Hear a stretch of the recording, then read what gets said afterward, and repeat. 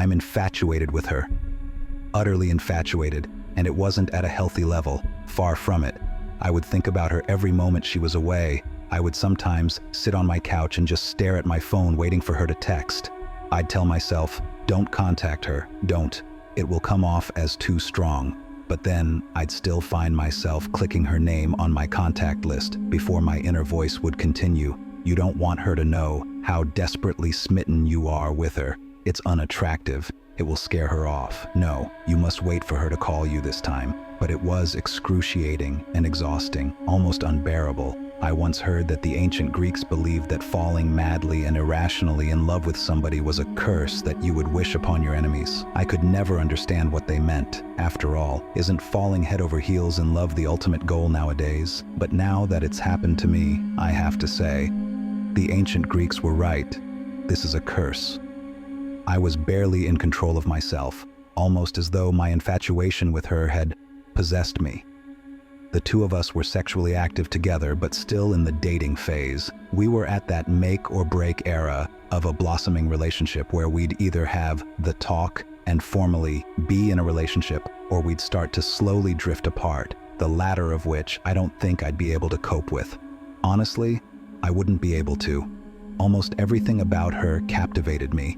The way she held her hand over her mouth when she laughed, how she'd caress the pendant of her necklace when she was frightened, how she'd twirl her hair in her finger when she was excited, all of it. Her smell, her smile, her eyes. Yeah, I know, it probably makes you sick listening to this. I feel the same way. I was never the hopeless romantic type, but now I can't stop fantasizing about her. I'd think about us doing the long 3-hour hike up to that magnificent view from one of our first dates, to that first kiss, as we overlooked the lights of the city. But this time, I'd get down on one knee, bring out the ring, and, well, you know what would happen next. All right, fine. I'll stop. Yes, this is a girl I'd only been casually dating for a couple of months. I shouldn't be thinking about proposing yet. I know that. I'm just barely able to control myself any longer. I feel as though I'm losing power over the decisions I make. And that brings me to why I'm here writing this out at the moment. It started with the first real thing that troubled me about her. We'd never actually spent a night together. No matter how late she was over, once either of us showed signs of being tired, she'd up and leave. She wouldn't leave awkwardly or in anger. Just a casual kiss, goodnight, a smile, and a call me soon. It was something I didn't really even notice the first few times she did it. But after almost 8 weeks of dating, it was becoming strange. I'd have to ask her about it. It took drinking almost an entire bottle of wine before I had the courage to do it. She looked almost defeated when I asked and lowered her eyes in embarrassment. I knew this talk would come eventually, she started. She took in a deep breath with a long, drawn-out exhale. Recently, she paused again. I've started talking in my sleep, she shook her head in embarrassment. It's called sleep talking. I looked it up. I shrugged and laughed out loud. My demeanor seemed to say, "That's it?"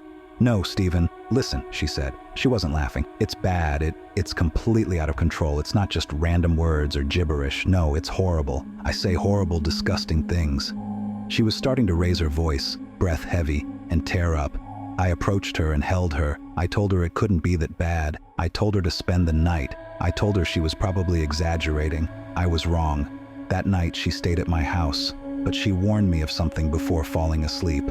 "Whatever you do, don't wake me up. It makes me really scared and disoriented if that happens. And don't respond to me. Just ignore it." I nodded and agreed. "If it becomes too much," she continued, "just leave the room and sleep on the couch. I won't mind."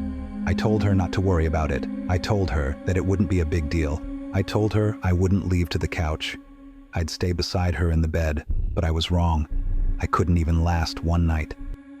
We both fell asleep without incident. I don't know how many hours passed, but I woke up in the dark with the sensation that someone was watching me, and then I remembered she was with me. She was actually spending the night. I smiled, but then I noticed the shadowy outline of her sitting up on the bed. She was looking down at me, staring. It creeped me out. I'll admit it. Her posture was entirely different. It was as though it wasn't even her at all. Then she spoke. It wasn't her voice that I heard. It was much lower and gravelly, like something out of a horror movie. "I'll chew the skin from your bones," she said. I froze. At first, I just kept looking at her. This was not at all what I expected. I thought it would be more like the way Tourette's is often portrayed, just random swearing and shouting. I honestly thought to myself, what will I do if she attacks me right now? What if she really does try to chew the skin from my bones? But then she just lied down and went back to sleep. I was creeped out. I tried to lie back down and ignore her, but struggled. I couldn't even close my eyes without thinking, maybe she's sitting up again and staring at me. And then one time I rolled over to look at her, and she was. Her face was pressed right towards mine. Her breath was foul and rotted, something that was most certainly not normal for her. She spoke again, in the same voice as before. If you don't move to the couch, you'll be dead by morning. That did it for me. I sat up in a moment and headed for the living room. She made some sort of wheezing sound as I left. I think it was supposed to be laughter. I was lying on the couch, but I wasn't going to be able to fall back to sleep. I was far too shaken. I was staring out towards the window, hoping to see the first few hints of the sun rising. And then I thought I heard something from the bedroom. I listened, and then I heard it again. Stephen. It was that same low and gravelly voice. It sounded like a witch. I tried to just ignore it at first, but then it continued. Stephen. Still, I said nothing. I know you can hear me, Stephen. You're awake now. Why don't you come back into the bedroom? The voice barely sounded human. Or maybe you'd prefer if I come to you. I still didn't say anything. I was told not to, but I listened. If I heard her start walking towards the bedroom door, I'm not even joking, I would have run right out of the apartment. But she had asked me not to respond to her sleep talking, so I didn't. And then I heard her once more. Sorry if this spoils your plans.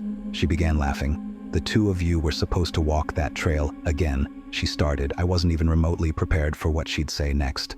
You'd both be so tired when you'd reach the top. You'd look over the city, then you'll get on one knee and bring out the ring. She began laughing, and that's when I realized this wasn't just a problem with sleep talking. It was something much more, something supernatural. I had never told anybody about my proposal fantasy. There was simply no way she could have known about any of it. This was no longer about merely talking in one's sleep.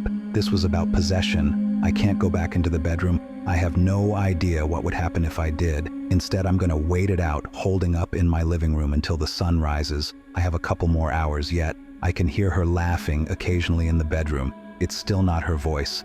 Still that same low-pitched cackle. But as I sit on my couch recording this, here's what scares me the most. Maybe my infatuation and utter obsession with her wasn't normal. I said before that I felt like I was losing control of myself. More so, I believe, than the typical falling in love story. No. I fear that the infatuation I felt was the entity slowly taking control of me. Of it controlling my thoughts, fears, ambitions, and anxieties. Maybe once I become completely absorbed, a transfer would occur, and she would be free of it. I know I should leave, that I should open the front door, get in my car, and drive away from here. But I can't. I can't leave her. I've already lost control. I'm infatuated with her. Utterly infatuated.